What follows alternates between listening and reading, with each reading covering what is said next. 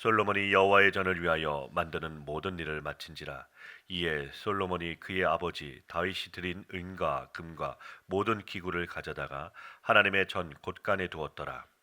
이에 솔로몬이 여호와의 언약궤를 다윗성 곧 시온에서부터 메어 올리고자 하여 이스라엘 장로들과 모든 지파의 우두머리 곧 이스라엘 자손의 족장들을 다 예루살렘으로 소집하니 일곱째 달 절기에 이스라엘 모든 사람이 다 왕에게로 모이고 이스라엘 장로들이 이름에 레위 사람들이 궤를 매니라. 궤와 회막과 장막 안에 모든 거룩한 기구를 메고 올라가되 레위인 제사장들이 그것들을 메고 올라가매 솔로몬 왕과 그 앞에 모인 모든 이스라엘 회중이 궤 앞에서 양과 소로 제사를 드렸으니 그 수가 많아 기록할 수도 없고 셀 수도 없었더라. 제사장들이 여호와의 언약궤를 그 톳으로 메어 드렸으니 곧 본전 지성소 그룹들의 날개 아래라.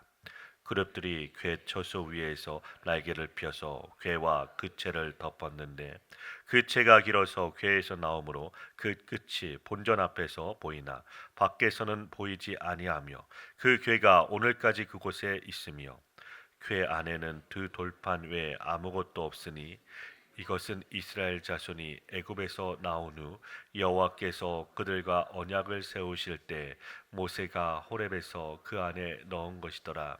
이때에는 제사장들이 그 반열대로 하지 아니하고 스스로 정결하게 하고 성소에 있다가 나오매 노래하는 레위 사람 아삽과 헤만과 여두둔과 그의 아들들과 형제들이 다 세마포를 입고 제단 동쪽에 서서 재금과 비파와 수금을 잡고 또 나팔 부는 제사장 120명이 함께 서 있다가 나팔 부는 자와 노래하는 자들이 일제히 소리를 내어 여호와를 찬송하며 감사하는데 나팔 불고 재금치고 모든 악기를 울리며 여호와를 높여 여호와를 찬송하여 이르되 선하시도다 그의 자비하심이 영원히 있도다 하며 그때 여호와의 전에 구름이 가득한지라. 제사장들이 그 구름으로 말미암아 능히 서서 섬기지 못하였으니 이는 여호와의 영광이 하나님의 전에 가득함이었더라. 아멘. 솔로몬이 7년 6개월에 걸쳐 성전을 완공합니다. 성전 봉헌식을 하는 장면이 역대하 5장이며 이어서 솔로몬이 기도하고 하나님의 응답하시는 내용이 역대하 6장과 7장의 내용입니다. 오늘 말씀 1절부터 6절 말씀입니다. 성전이 완공이 되자 솔로몬은 이스라엘의 장로들과 족장들을 다 예루살렘으로 소집하여 성전 봉헌식을 합니다. 레위인들이 언약궤와 다른 기구들을 메고 성전에 들여놓습니다. 이때 엄청난 양의 제물을 드리게 됩니다. 다윗은 언약궤를 처음에 수레에 싣고 가다가 실패했었습니다. 그런데 솔로몬은 처음부터 언약궤를 제사장들이 메고 갑니다. 다윗의 이야기를 솔로몬도 알고 있었을 것입니다. 우리 계속해서 7절부터 10절 말씀입니다. 언약궤를 그 처소 곧 지성소에 두었습니다. 언약궤의 뚜껑과 그룹 사이에서 여호와께서 이스라엘 백성들에게 말씀하신다고 하셨습니다. 이렇게 하시는 이유는 여호와 하나님께서 언약을 따라 일하시는 분이실 뿐 아니라 속죄가 없이는 만날 수 없는 거룩한 분이심을 보여주는 것입니다. 그러므로 언약궤 뚜껑의 이름이 속죄소라고 합니다. 또 지성소라는 말도 히브리어로 문자대로 보면 말씀하시는 곳입니다. 하나님께서 그렇게 하시겠다고 말씀하셨습니다. 출애굽기 25장 21절부터 22절 말씀을 제가 읽겠습니다. 속죄소를 궤 위에 얹고 내가 내게 줄 증거판을 궤 속에 넣어라. 거기서 내가 너와 만나고 속죄소 위 곧 증거궤 위에 있는 두 그룹 사이에서 내가 이스라엘 자손을 위하여 내게 명령할 모든 일을 내게 이르리라. 아멘. 하나님께서 언약궤와 그 뚜껑인 속죄소를 만들라고 하시면서 모세에게 주신 하나님 말씀입니다. 속죄소 곧 증거궤 위에 있는 두 그룹 사이에서 이스라엘 자손을 위하여 내게 명령할 모든 일을 너에게 이루겠다고 말씀하십니다. 이 말씀대로 모세가 성막과 모든 기구들과 언약궤를 만들어 언약궤를 지성소에 안치할 때 무슨 일이 일어났습니까? 출애굽기 40장에서는 성막에 여호와의 영광이 충만한 임재를 구름이 가득함으로 표현하고 있습니다. 이사야 45장 15절 말씀입니다. 구원자 이스라엘의 하나님이여 진실로 주는 스스로 숨어 계시는 하나님이시니이다. 아멘. 이사야 45장은 여호와 하나님께서 천지를 창조하시고 역사를 주장하시는 분으로 말씀하시고 계십니다. 그런 하나님께서 스스로 숨어 계시는 하나님으로 말씀하시는 이유는 그 어떤 인간의 상상으로도 만들어낼 수 없는 하나님이심을 보여주십니다. 그런데 어떻게 하나님을 우상의 형상으로 만들어낼 수 있습니까? 그러므로 스스로 숨어 계시는 하나님이시기에 하나님 자신이 스스로 계시하여 주시지 않으시면 결코 사람이 알 수가 없는 것입니다. 그런데 이스라엘 백성들에게는 빽빽한 구름 가운데서 자신의 임재를 보여주십니다. 역대하 6장 1절부터 2절 말씀입니다. 그때 솔로몬이 이르되 여호와께서 캄캄한 데 계시겠다 말씀하셨사오나 내가 주를 위하여 거하실 성전을 건축하였사오니 주께서 영원히 계실 처소로소이다 하고, 솔로몬이 성전을 완공하자 하나님의 영광이 성전에 가득합니다. 이것은 스스로 숨어 계시는 하나님께서 그 성전에 임하심으로 자신을 계시하신 것임을 솔로몬이 아는 것입니다. 오늘 본문 11절에서 14절 말씀입니다. 여호와의 영광이 하나님의 전에 가득하였다고 합니다. 이것이 출애굽기와 역대기를 통하여 본 성막과 성전에 임재하신 하나님의 영광인 것입니다. 하나님께서 이스라엘 백성들과 함께 하신다는 것을 이렇게 보여주셨습니다. 그런데도 이스라엘 백성들은 이 성전마저 우상으로 가득 채우고 도둑의 소굴로 만들었습니다. 이렇게 되면 하나님은 이 성전마저 부수어 버린다고 하셨습니다. 열왕기상 9장의 말씀대로 이스라엘 백성들이 하나님의 언약을 배반하고 다른 신을 섬김으로 여호와 하나님께서 이 성전을 던져버린 것입니다. 그래서 모든 민족 가운데 속담거리가 되게 하셨습니다. 그렇게 된 후에 바벨론 포로에서 돌아와서 이 역대기를 기록합니다. 역대기 기자는 성전 안에 언약궤가 없는 것을 압니다. 그러함에도 열왕기상의 성전 완공의 그 말씀을 그대로 인용하면서 하나님의 영광이 성전에 가득함을 그대로 기록하고 있습니다. 이것은 언약궤가 없어도 하나님의 언약의 영원함을 보여주고 있는 것입니다.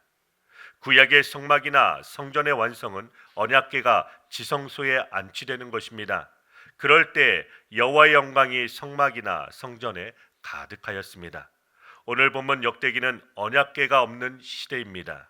바벨론 포로로 잡혀갈 때 성전이 파괴되었습니다. 성전의 다른 기구들, 금으로 된 그릇이나 약인과 보아스, 놋 바다와 같은 것들은 바벨론에 의하여 약탈을 당합니다. 그러나 언약궤에 대한 내용은 없습니다. 예레미야 이후로 언약궤가 등장하지 않습니다. 요한복음 1장 14절부터 18절 말씀을 제가 읽겠습니다. 말씀이 육신이 되어 우리 가운데 거하심에 우리가 그의 영광을 보니 아버지의 독생자의 영광이요 은혜와 진리가 충만하더라. 요한이 그에 대하여 증언하여 외쳐 이르되 내가 전에 말하기를 내 뒤에 오시는 이가 나보다 앞선 것은 나보다 먼저 계심이라 한 것이 이 사람을 가리킴이라 하리라. 우리가 다 그의 충만한 데서 받으니 은혜 위에 은혜로라. 율법은 모세로 말미암아 주어진 것이요 은혜와 진리는 예수 그리스도로 말미암아 온 것이라. 본래 하나님을 본 사람이 없으되 아버지 품속에 있는 독생하신 하나님이 나타내셨느니라. 아멘. 하나님의 영광이 어디에 나타났다고 합니까? 말씀이 육신이 되어 오시고 우리 가운데 거하신 예수님이 아버지의 독생자의 영광이며 은혜와 진리가 충만한 분이십니다. 하나님의 영광은 어디에서 온전히 나타나고 계시된 것입니까? 예수 그리스도의 십자가입니다. 하나님의 약속을 다 이루신 자리입니다. 그 다 이루심으로 성령이 임하게 되니 사도들이 예수님을 하나님 아버지의 독생자의 영광으로 봅니다. 고린도후서 3장 13절부터 18절 말씀을 제가 읽겠습니다. 우리는 모세가 이스라엘 자손들에게 장차 없어질 것의 결국을 주목하지 못하게 하려고 수건을 그 얼굴에 쓴 것 같이 아니하노라. 그러나 그들의 마음이 완고하여 오늘까지도 구약을 읽을 때 그 수건이 벗겨지지 아니하고 있으니 그 수건은 그리스도 안에서 없어질 것이라. 오늘까지 모세의 글을 읽을 때 수건이 그 마음을 덮었도다. 그러나 언제든지 주께로 돌아가면 그 수건이 벗겨지리라. 주는 영이시니 주의 영이 계신 곳에는 자유가 있느니라. 우리가 다 수건을 벗은 얼굴로 거울을 본 것 같이 주의 영광을 보매 그와 같은 형상으로 변화하여 영광에서 영광에 이르니 곧 주의 영으로 말미암음이니라. 아멘. 지금도 성막이나 성전에 나타난 그런 영광을 기대한다면 그것은 아직 모세의 수건이 가려져 있는 자들입니다. 이 세상이 끝나는 날까지 그런 영광을 보여주시는 것이 아닙니다. 새 언약의 일꾼은 예수 그리스도의 십자가에서 주님의 영광을 보게 됩니다. 모세의 수건이 벗겨지면 십자가가 영광으로 보이는 것입니다. 이렇게 보이는 자들이 성령이 임하여 그리스도의 몸이 된 성전입니다. 그리스도의 몸 된 성전이 성도입니다. 이런 자들은 모세의 수건으로 가려진 그런 영광을 구하는 자도 아니며 세상의 영광을 구하는 자들도 아닙니다. 예수님의 피로써 이루신 새 언약의 영광을 믿는 자들입니다. 이들이 세상에서 반드시 고난을 당하게 됩니다. 모든 사도들이 그 길로 갔습니다. 그런데 그들 위해 하나님의 영광이 있습니다. 베드로전서 4장 12절부터 14절 말씀입니다.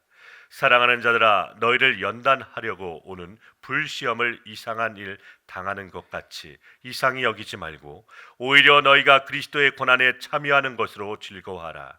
이는 그의 영광을 나타내실 때 너희로 즐거워하고 기뻐하게 하려 함이라. 너희가 그리스도의 이름으로 치욕을 당하면 복 있는 자로다. 영광의 영광 곧 하나님의 영이 너희 위에 계심이라. 아멘.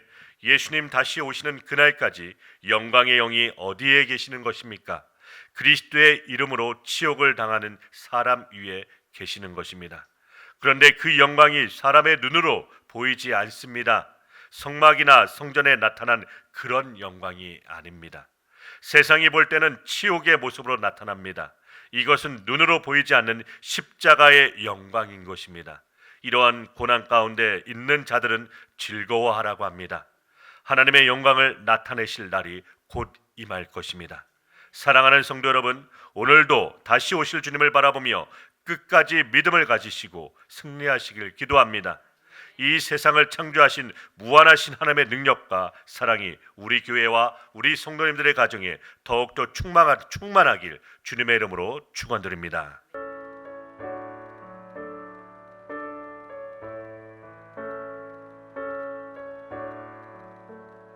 내 모든 시험 무거운 짐을 주 예수 앞에 아뢰이며 근심에 쌓인 날 돌아보사 내 근심 모두